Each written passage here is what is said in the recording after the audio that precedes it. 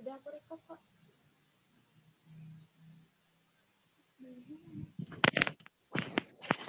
Baik, bismillahirrahmanirrahim. Kami dari kelompok 1 akan mempresentasikan hasil diskusi dari kelompok kami. Baik, saya pertama akan dijelaskan oleh saya sendiri. Nama Dewi Melati, MPM 20210028. Baik, di slide pertama ini yaitu mengenai konsep kebutuhan dan kelangkaan.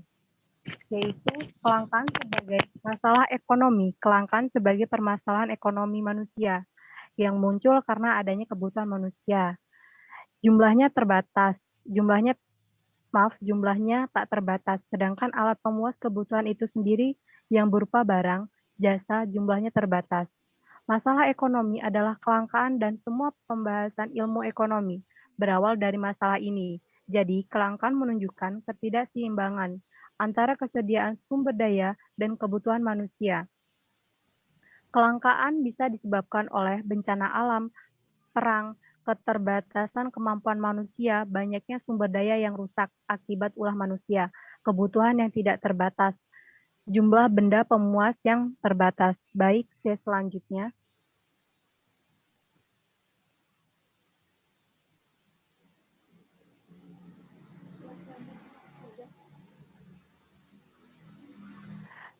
Selanjutnya yaitu B, kebutuhan manusia adalah segala sesuatu yang dibutuhkan manusia atau hasrat manusia untuk memiliki dan menikmati kegunaan barang atau jasa yang dapat memberikan kepuasan bagi jasmani maupun rohani untuk kelangsungan hidupnya. Yang pertama yaitu kebutuhan manusia menurut tingkat kepentingannya. Ada 3, kebutuhan primer, sekunder, dan tersier. Yang kedua, kebutuhan manusia tingkat waktu yang terdiri atas kebutuhan sekarang dan kebutuhan akan datang. Yang ketiga, yaitu kebutuhan manusia tingkat subjek, kebutuhan perorangan dan kebutuhan perkelompok. Yang keempat, kebutuhan manusia tingkat sifat, antara lain kebutuhan jasmani dan rohani tingkat wujud, yang terdiri atas kebutuhan material dan immaterial. Yang keenam, kebutuhan ekonomi. Menurut waktu ada 2, yang akan datang dan waktu masa kini. Baik, selanjutnya akan dijelaskan oleh Maulidia Zain. Saya persilahkan. Baik, untuk slide keempat, yaitu tindakan dan motif, saya akan menjelaskan Maulidia Nuruzen, NPM 20210018. Untuk slide keempat, tindakan dan motif, tindakan konsumen yang perlu diperhatikan adalah 1. Membeli produk yang memang masuk ke dalam daftar kebutuhan. 2.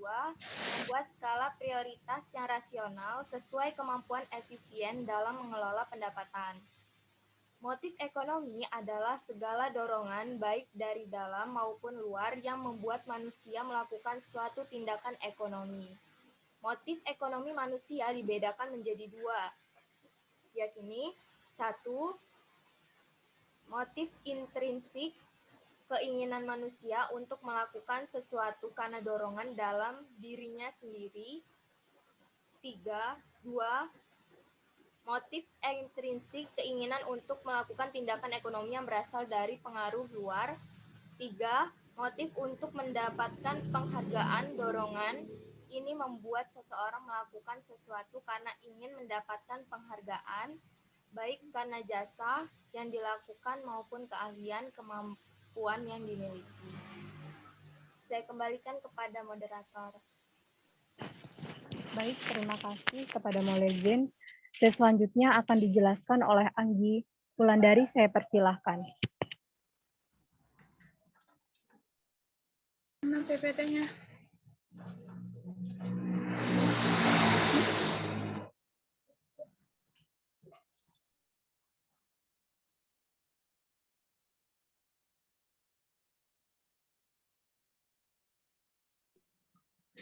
Baik, saya akan menjelaskan prinsip ekonomi. Prinsip ekonomi adalah dengan usaha yang seminimal mungkin maka dapat memperoleh keuntungan yang maksimal. Dalam melakukan tindakan ekonomi, seseorang baiknya memikirkan prinsip agar semuanya berjalan efektif dan efisien.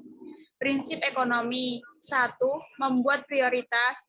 2. Rasional. 3. Cost and benefit. 4. Ekonomis.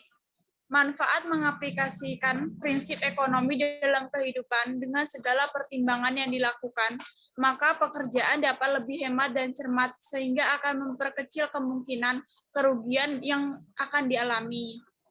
Perencanaan matang mendorong tercapainya tujuan yang diinginkan dengan maksimal. Kehidupan berjalan lebih baik dengan pertimbangan usaha yang dilakukan dan hasil yang diharapkan. Bertindak dan berpikir secara ekonomis. Baik, slide selanjutnya akan dijelaskan oleh rekan saya. Baik, terima kasih kepada Anggi Wulandari. Slide selanjutnya akan disampaikan oleh Alfi Masito. Saya persilahkan. Baik, saya akan menjelaskan motif ekonomi. Motif ekonomi adalah segala dorongan, baik dari dalam maupun luar, yang membuat manusia melakukan suatu tindakan ekonomi.